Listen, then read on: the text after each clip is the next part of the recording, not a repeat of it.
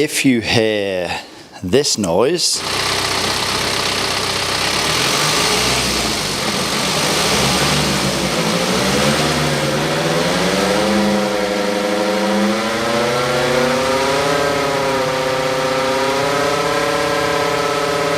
then you may have a bit of a problem, and hopefully we're going to be fixing that today. So hello guys, welcome back to a new video. We are back working on Project KFC, my 2010 BMW E91 318D. So fairly confident I know the source of that noise that we are experiencing, and I'm pretty certain it is the rear wheel bearing on this passenger side here.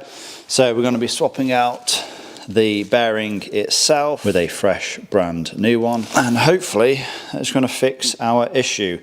Now I have, with the wheel on, tried to move the wheel back and forth. I haven't noticed any play, but after driving this car now for a good number of months, we are getting that consistent whirring noise that you would expect with a bad wheel bearing. So we're going to get things stripped down, get the hub removed, get that original wheel bearing removed, see if we can see anything obvious.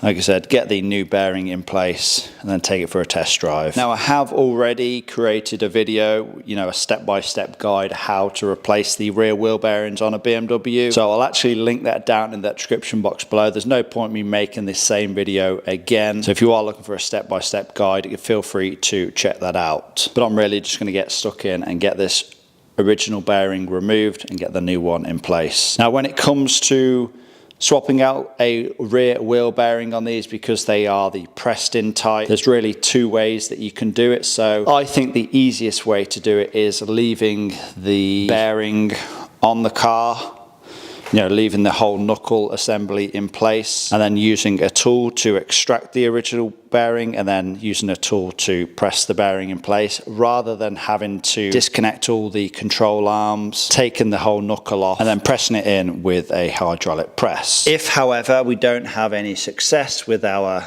bearing extraction tool, then we do of course have the hydraulic press as a backup. But like I said, I don't want to go down that route if I don't have to. Some of these control arms, drop links, bushes, ball joints, they are the original, and I think the bolts are going to be pretty seized in place. So I don't want to give myself extra work if I really don't need to. One thing I did want to give you an update with on this car is the Lanagard treatment and how it is holding up.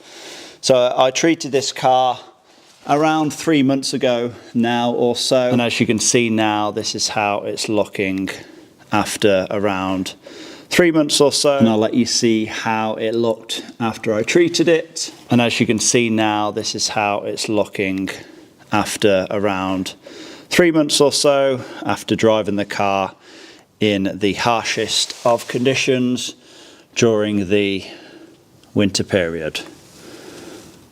Looking pretty much exactly the same as it was when I applied it, if I'm being honest. If you do want to check out Lanagard, maybe you want to get yourself one of these kits, or you want to see the video where I applied this to my BMW 650i, I'll leave all of the links down in that description box below.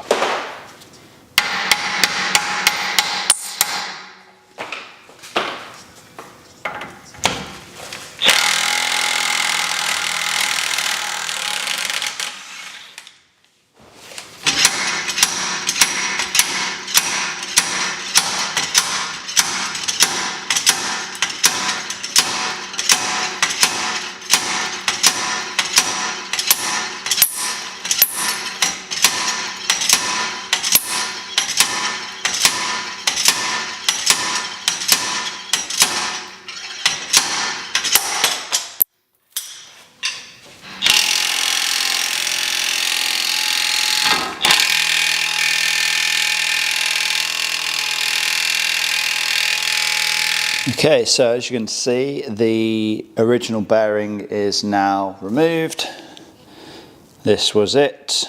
You can't really see anything visually wrong with it. All the ball bearings are still in place.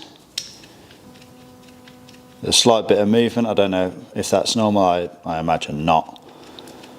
But yeah, it's the original one removed. It was actually a bit more difficult compared to when I've done this before, because The cup that I've got to receive the bearing is actually too big, so slightly too big for the hub. So I tried it on here, and it was kind of just like slipping over to one side and wasn't really retrieving the bearing out. So to make up a bit of template from some MDF, put that round there, and it basically gave the cup something to push against, and yeah, it came out then. I did notice as well the inner ring on the knuckle, it was a bit pitted and rusted, but I just ran some 320 grit over it, and yeah, it's came out like brand new now, so ready to receive the new bearing. So just thought I would compare the new bearing to the old one, and it is supposed to have a little bit of movement. As you can see, it's the exact same in the new one. However though, the difference is this one turns like butter, whereas this one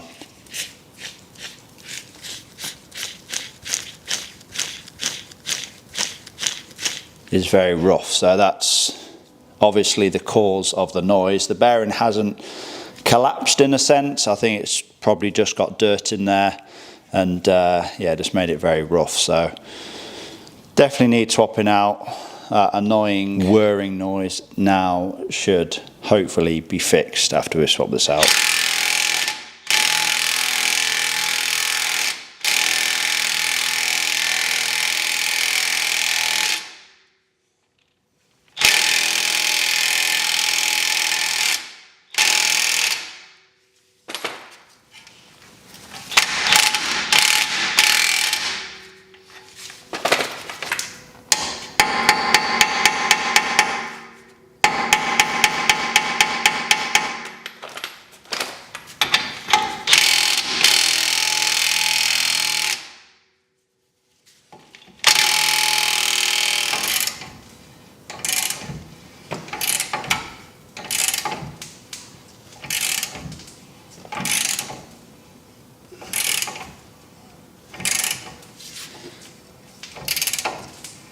Okay, so new bearing in place, also reinstalled the original hub as well.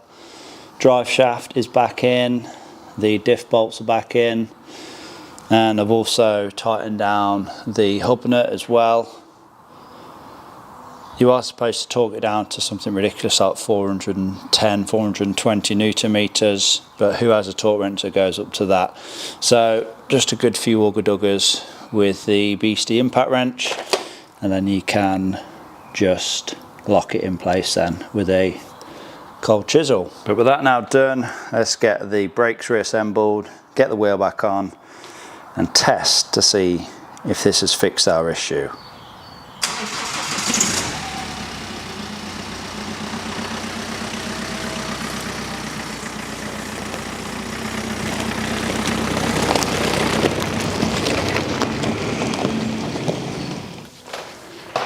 Well then, there we go, another job done on Project KFC, and yeah, it has fixed the issue. I'm so glad, because I've been driving this car now for the past 3 or 4 months or so with a very noisy rear wheel bearing. Would I recommend doing that? Probably not. You know, it's probably best not to drive it on a bad wheel bearing. I don't think the bearing itself had collapsed though as such. I don't think there was any risk of the wheel falling off. Like I said, I did check the wheel to see if there was any play. There wasn't.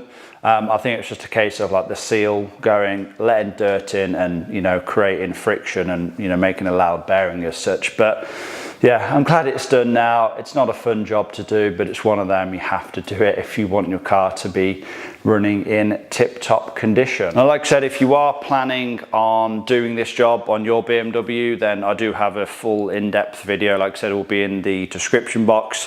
Check that out. You know, I go through every step-by-step procedure that you need to do to swap out one of these bearings. And with a bit of patience and the right tools, it's not too bad of a job to do yourself in the driveway. But that is going to be it for this video then. Hopefully you all have enjoyed it. Remember to give this video a like, leave a comment down below, subscribe if you have not already done so, and I'll see you all very, very soon in that next one.